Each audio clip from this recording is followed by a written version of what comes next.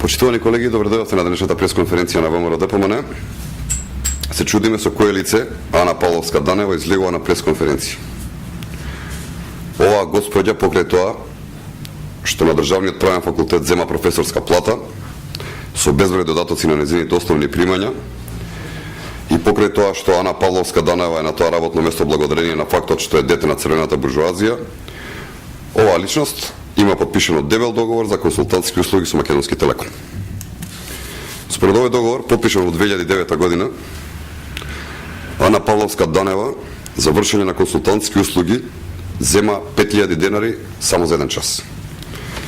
Тоа значи дека за еден работен ден Ана Павловска Данева би добила околу 40.000 денари.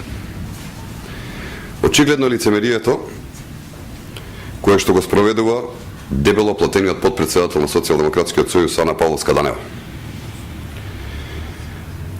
Кога во Македонија владата предводена од ВМРО ДПМН ги решава проблемите на социјално ранливите категории на граѓаните, кои најмногу пропатија во транзицијата на Бранко Црвенковски, Ана Павловска Данева е дебело платена и има несфатливо и незамисливо големи примања во споредба со било кој обичен граѓанин во Република Македонија. Така Социјалдемократскиот сојуз ги решава проблемите на граѓаните. Тие никогаш, ама никогаш не се грижеле за луѓето, тие се грижеле само за својот личен комодитет. Во однос на денешната пресконференција на Социјалдемократскиот сојуз, ВМРО ДПМН истакнува дека се груби манипулации и лаги информациите кои што ги искажа денеска господјата Павловска Данева. Бројките кои што таа денеска ги спомна се во целост измислени.